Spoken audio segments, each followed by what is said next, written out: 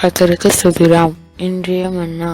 தேவனை தேடுங்கள். விசுவாசம் இல்லாமல் தேவனுக்கு பிரியமாயிருப்பது கூடாத காரியம். ஏனென்றால் தேவனிடத்தில் சேருகிறவன் அவர் உண்டென்றும் அவர் தம்மை கருத்தாய் தேடுகிறவர்களுக்கு பலனளிக்கிறவர் என்றும் விசுவாசிக்க வேண்டும். விசுவாசம் தேவனை பிரியப்படுத்துகிறது. பெரிய விசுவாசம் தேவனை அதிகமாக பிரியப்படுத்துகிறது. தேவனை நம்பி அவருடைய வார்த்தையின் அடிப்படையில் கிரியை செய்வதே விசுவாசம் ஆகும். நமக்கு விசுவாசம் இல்லையெனில் பயமானது நம்முடைய எல்லா ஆசீர்வாதங்களையும் அளித்துவிடும். அவர் தம்மை கருத்தாய் தேடுகிறவர்களுக்கு பலன் அளிக்கிறவர். அவர் தம்முடைய ஆசீர்வாதங்களை கருத்தாய் தேடுகிறவர்களுக்கு பலன் அளிக்கிறவர் அல்ல, தம்மை கருத்தாய் தேடுகிறவர்களுக்கு பலன் அளிக்கிறவராய் இருக்கிறார் என்பதை தயவாக கவனிக்கவும். இங்குதான் தேவ ஜனங்கள் பலரும் தவறிழைக்கிறார்கள். அவர்கள் ஆசீர்வாதங்கள் அனைத்தையும் அளிப்பவரை தேடுவதற்கு பதிலாக ஆசீர்வாதங்களையே தேடுகின்றனர். நீங்கள் தேவனுடைய ஆசீர்வாதங்களை மட்டும் தேடுவீர்களாயின் ஒரு நாள்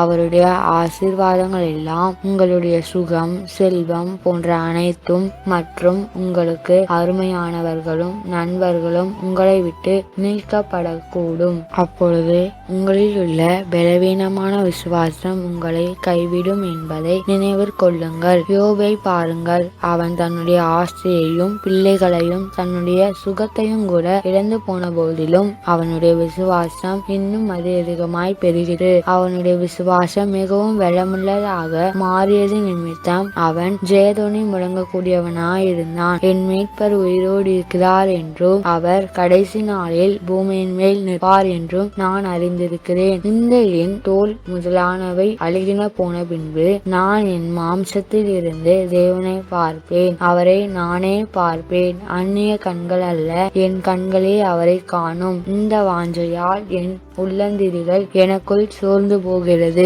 தேவனை கருத்தாய் தேடுதல் என்பது யாது? அது தேவனுடைய அதே சுபாவத்தை ஜாக்கிரதையோடு நாடி தேடுதல் ஆகும். தேவ பிள்ளையே, கர்த்தருடைய சுபாவத்தை அடைந்து கொள்ளும்படி யாகவே அவரை தேடுவாயாக.